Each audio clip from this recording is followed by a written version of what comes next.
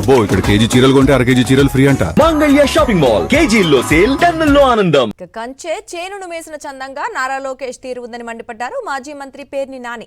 సహకార సంఘాల ద్వారా నిర్మితమైన విజయ డైరీ లోకేష్ ధన దాహానికి బలి అవుతుందన్నారు. హెరిటేజ్ కోసం విజయ డైరీని నాశనం చేసే ప్రయత్నాలు ముమ్మరంగా సాగుతున్నాయన్నారు. మండవ జానకి రామయ్య బాటలో చలసాని ఆంజనేయులు విజయ డైరీని అభివృద్ధి బాటలో నడిపించారన్నారు. 1000 కోట్ల వ్యాపార లావాదేవీలతో 3 పువ్వులు 6 కాయలుగా విజయ డైరీ నిలబడింది అన్నారు. హెరిటేజ్ ఆస్తులను పెంచుకొని వ్యాపారాన్ని విస్తరించే కుట్రలో భాగంగా విజయ డైరీని నాశనం చేసే ప్రయత్నాలు సాగుతున్నాయని తీవ్రంగా మండిపడ్డారు పేర్ని నాని.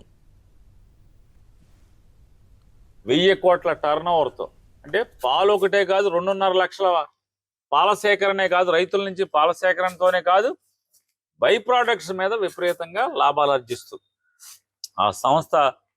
3 పువ్వులు 6 కాయలుగా ఉంది.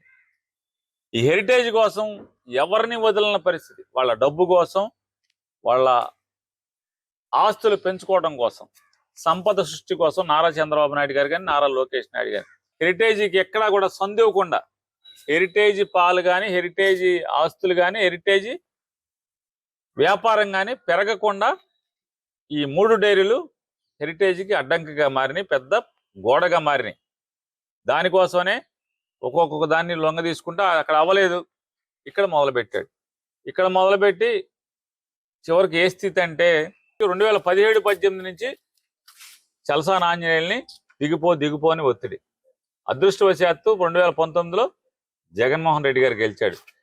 19లో కూడా చంద్రబాబు వచ్చి ఉంటే ఎప్పుడో ఈ విజయ డైరీ ఈ పాటికే మంగళం పాడేసేవాళ్ళు. మళ్ళీ 24లో చంద్రబాబు వచ్చాడు. ఇక లోకేష్ ధనదాహానికి అంతు లేకుండా ఆనకట్టలు తెగిపోయినాయి. గ్రహణం పడటమే కాదు, మామూలుగా కబళించేటువంటి పరిస్థితులు వచ్చేసినాయి. ఈనాడులో రాస్తాడు ఏమని, పార్టీ ఇంకొకరిని వీడికి అవకాశం ఇచ్చింది, దీపం అంటే దిగట్లేదు, అందుకోసమని ఇంకోడిని పెట్టడం కోసం ఇతను ఒత్తిడి చేస్తున్నారని చెప్పి మాట సిగ్గు లేకుండా. పార్టీకి ఏం సంబంధం? అది కంపెనీ యాక్ట్ మ్యాక్స్ చట్టం కింద ఉన్నటువంటి విజయ డైరీ కంపెనీ యాక్ట్లోకి మారిపోయింది. ప్రభుత్వం యొక్క అంటే దాని కంట్రోల్ కానీ, ప్రభుత్వం యొక్క మానిటరింగ్ కానీ దాంట్లో లేవు. అది కంపెనీ చట్టం కింద. హెరిటేజ్ ఎంత కంపెనీయో విజయ డైరీ కూడా అంతే కంపెనీ. సంఘం అదే కంపెనీ, విశాఖ అదే కంపెనీ. మ్యాక్స్ చట్టం కింద మారినాయి కదా. మరి కంపెనీ యాక్ట్ కింద మారినటువంటి ఒక సహకార వ్యవస్థలో ఉన్న ఒక కంపెనీ, పబ్లిక్ లిమిటెడ్ కంపెనీ లాంటిది అది. మరి ఆ కంపెనీ హెరిటేజ్ కంపెనీ మీద మీకేం, ప్రభుత్వానికి ఏం అధికారం ఉంటుంది? అలాగే విజయ డైరీ మీద ప్రభుత్వానికి ఏం అధికారం ఉంటుంది? మీకేం సంబంధం అంటున్నా? గెలిచిన గంటలో రాజ్యాంగబద్ధంగా ఎన్నిక జరిగితే, కోఆపరేటివ్ డిపార్ట్మెంట్ ద్వారా ఎన్నిక జరిగితే, ఎన్నికైన గంటకి 2 మంత్రులు ఏమాత్రం సిగ్గుపడకుండా లోకేష్ ఆదేశాలతో ఆ విజయ డైరీలోకి వెళ్ళి చైర్మన్ మీద ఒత్తిడి చేస్తారు. ఆ ఒత్తిడికి తట్టుకో బెదిరిస్తారు.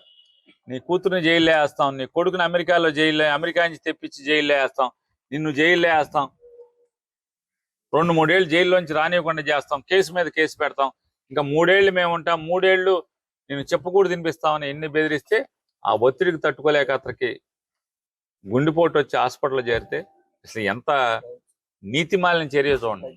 గుండెపోటు వస్తే దొడ్డిదారిన మంత్రులు 2 గంట పాటు కారులో కూర్చుని ఎదురు చూసి పక్క గేట్ నుంచి తాళాలు తీసి హాస్పిటల్లోకి వెళ్ళి దేంట్లోకి అన్ని వీడియోలు ఉన్నాయి, ఐసీయూలోకి వెళ్ళి బెదిరించి అరుపులు కేకలు. ఐసీయూలో మిగతా పేషెంట్లు.